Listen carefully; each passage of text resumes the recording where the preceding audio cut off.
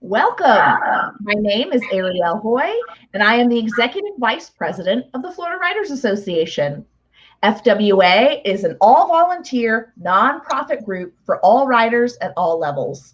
We do writing conferences, workshops, webinars, podcasts, and events like this one.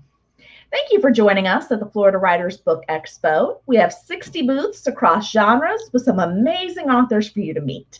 And we have one of those wonderful authors joining us today. This is Geralyn Vilar.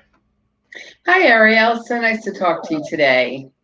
A little more about Geralyn. She lives with her husband in the Villages in Florida. She enjoys writing, dancing, cooking, and singing. I also learned that she has so many hats. She's a nurse and insurance specialist. Agent. Thank you. The word was there. And she was doing taxes. She does all kinds of things. And her first novel, One Spring Day, was published on March 12th, 2020. And it is available through Amazon in paperback, ebook, and audio. And it's also through Audible and iTunes. Yes, it is. So we're going to go ahead and get started with the interview. So let's start off. All right, Geralyn, you do so many different things. How did you get into writing? Well, I had thought for many, many years that I wanted to write something. I was an editor for the school newspaper when I was in high school and junior high school. I wrote some poetry, a little bit of poetry, but I never really could figure out how to write a novel. It was something I wanted to do, like I said, for many years, and I just couldn't get there somehow. And then one day I heard about a story that led me to writing this book, which was kind of interesting. And I know you have another question geared towards that, so I'll leave it there. Well, since we're there, what is the story? You got me so interested. Okay. So I was told about a family who had just one child, a son. They owned a business. And then after several years in the business, both parents passed away. And suddenly this young man became homeless. So that was all I knew about the actual story, believe it or not. And from that came One Spring Day. And I'll hold it up so everybody can see it there. So this book has about one sentence worth of actual factual truth, I guess. Not a sentence, but a concept of a sentence. And everything else is built around it because I don't really know the specifics of things that happened. But I thought, that would make a very interesting story. And because I had that in the back of my mind, I had somewhere to go with it and created my story from that. So what kind of direction did you take it?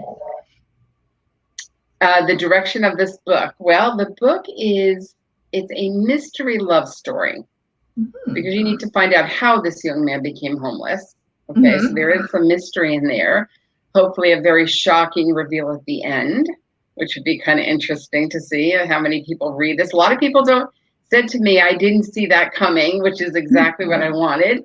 But a lot of it is a love story. It starts out, and I could tell you just the very beginning, because it starts out with him homeless, this young man. And he starts to tell the story of how all of this came about to someone. And he starts with the relationship of his parents meeting. So there's this beautiful love story between his parents and how they meet and how their love grows and getting into business. So it's a very nice, warm love story. It's a very, very easy read and really keeps your attention from everything that I got from all of the critiquing of people who've read this book. Wonderful. Well, it sounds like it would be a nice beach read. I'm sorry, say it again? I said it sounds like it's going to be a nice beach read. Oh, yes. Summer. Yes. Okay, so what do you think is the most exciting or rewarding part of writing, of writing this book or just writing in general? Well, for me, it's accomplishment. I think everything probably about me, you said before, I have many hats. So accomplishing things, knowing that I can succeed at something that I put my mind to certainly is a big reward for me. The biggest thing was seeing the book in fruition when the book was finally finished and I had that published copy in my hand. It's an excitement. It almost gives you like this high because this is my first novel. So it was so exciting to actually see a book that I wrote with my name on it. And it took me a long time to write it, and it's finally here. And you know what? With your book, it's still exciting when you get that first copy. I'm sure it is. I love it. So we talked about what's fun. What is challenging for you? Challenging is finding the time. It is very, very difficult. I have a lot of businesses I'm involved in, and family too. I try to spend as much time with my husband.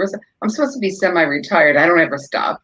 It's constant all the time.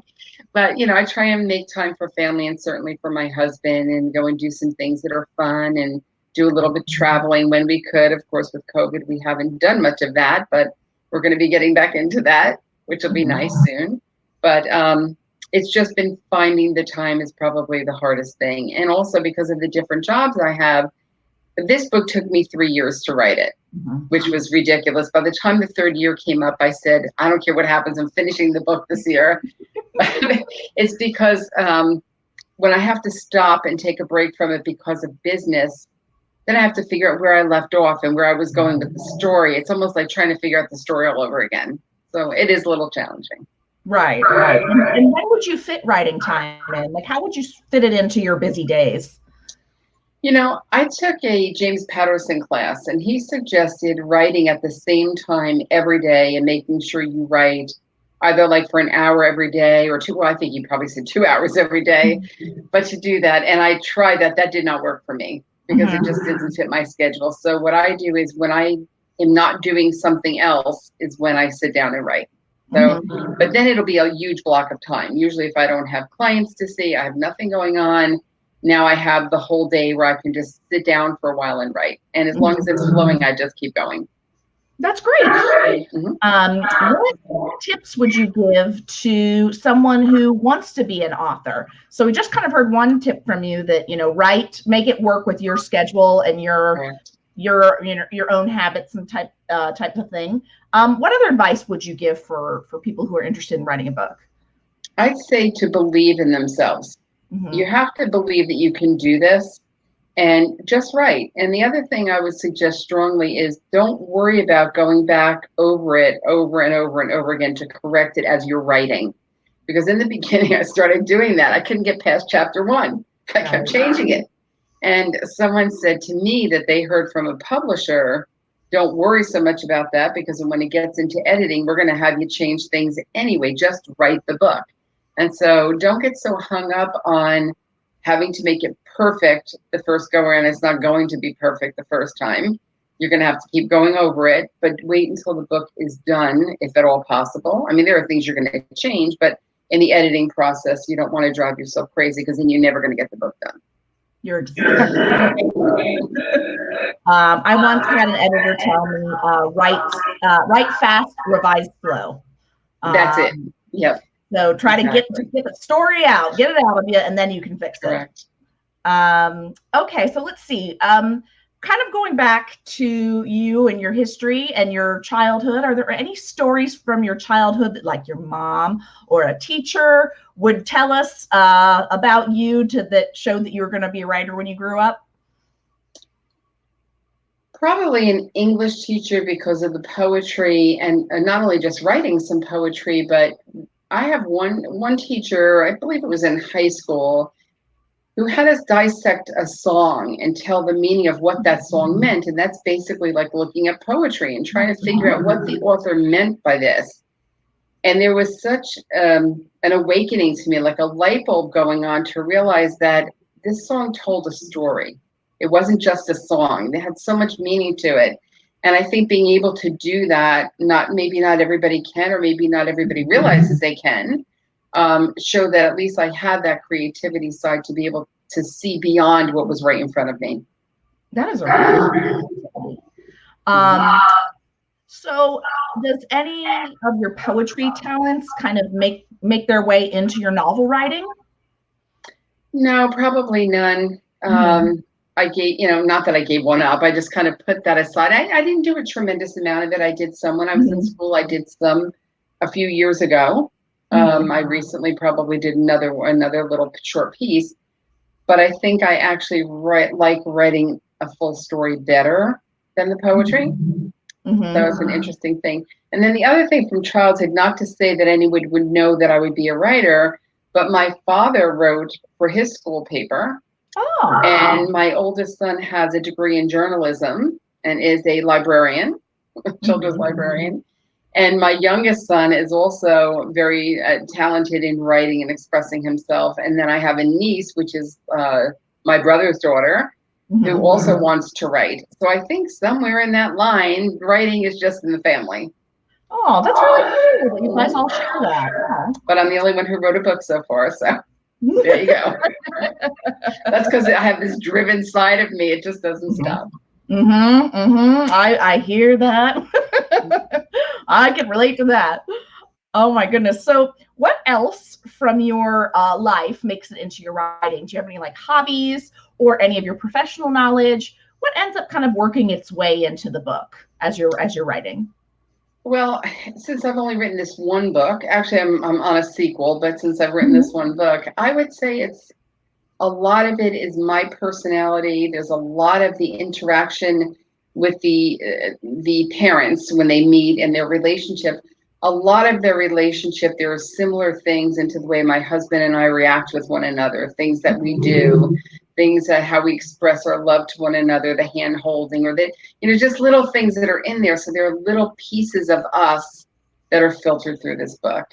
And then one other thing I tried to do is I tried to use some of my children's names in the book. So some of the characters, like my youngest son, his middle name is Gennaro, and I gave one tiny little character that name. If somebody's boyfriend had that name, so that when they see it, they feel like they're a part of the story somehow, or that at least they were remembered. And then my youngest son, and I'd have to actually think what the little saying is, but he always says this little cute little saying, and I worked it into the book, and in the hopes that when he saw it, he would realize that really came from him. That's really sweet. And it's one of those things that maybe readers don't realize, but makes it exactly. They don't have a clue. So how is the sequel going? Is it harder for you to write, easier? How's it feeling? I know it's a challenge when you're writing it, but what does it feel like writing it? Well, I know where I want it to go. And I'm probably, maybe only about a quarter done with it. I said this one wouldn't take 3 years. It was going to take a year, and I may have to rethink that year. I'm not sure. But I think it's easier to write because I've done it so far. But one of the things we didn't touch on is I use a program called Scrivener to write. And I love that program because you can go from one chapter to another and just go back to the chapter you were on. It's not like writing in a Word document where you really need to stay in sequence, or I'm not really sure how people would do it that way. Right. But in this program, you actually can click on the chapter and all the chapters are named. And what I did with my first novel that helped me write, this is another tip, is I named the chapters first. I just named the chapters in a way that I kind of felt where this book was going to go. Sometimes I changed them around. I made one come before the other because it just made more sense. But I named them, and naming them made it so much easier for me to write it. So recently when I was working on the sequel, I thought, well, I have all I can say in this chapter. I don't know where else to go in this chapter. I don't know what to write. You know what? I'm just going to open up another chapter and start writing there. So I might be on chapter 3 and open up chapter 9 because it's got a title. I know what it's going to be about, and start writing there. And sometimes that actually helps you to go back where you were stuck before because you now have a real feel for where the story is going. So it's a little bit easier there. And I'm excited about the book. I think people are going to love the take it, the where I'm going in this book because everyone wanted the sequel. I've heard many people said, you have got to write a sequel to this book. I have to see what's going to happen with these people. And so I think there's going to be lots of surprises and hopefully received really well. I really like about naming the chapters. That is a great way to kind of almost outline and stay on your plot. That's a good correct. All right, so you've been talking about your book, and I have a question. What are books that you like that have influenced your writing, or just something that you really enjoyed? Well, the author that I have always loved is Sidney Sheldon. And I love his books because a lot of his books, as mine did, starts out at the end of the story and works itself back to the very beginning. And that's what I did in this book. The book started at the end, went all the way to the very, very, very beginning of life with his parents, and then works itself back to the end of the story again, where you find out at the very end what's going on. And that's something that he does a lot in his writing. Now, I haven't read one of his books in many years, but I still recall that, and I still recall how interesting that made the book. And so I would say that kind of helped me a little bit too. That's a fun structure. And he has some mystery in his story. He has lots of romance in his story. So I think that maybe that's kind of my niche, writing about romance and mystery combination. So, what do you think people will enjoy about One Spring Day? Why should people go and buy your book? Why would they like it? I think they'll like it because it's really about ordinary people. You don't think something's going to happen to you, like being on top of the world one day and having nothing the next. And the interactions are not just that family, the three people that are involved, but it's friendships. It's friendships they had from high school. It's friendships in college. It's family members and interactions of family members not always good, extended family members, that kind of a thing. We all have that in our lives. So this is a very real book, even though it's not, it only has a tiniest bit of truth to it. It is a novel. It is fiction. But it could happen to any of us in any way that this is there. One of the things you had asked me before about what I enjoyed writing, I think, about this book, and I forgot to mention this, is I did a lot of detail. I researched a lot of things. So there were times they go out to a restaurant and I detail this menu and I tell how the dish is made, like what's in it, or some wines and different things about them. So a lot of places that are written in this book are real places that I actually looked into and gave some very good, interesting information about them. So there might be places people who read the book may want to go to these places as a result of reading about this.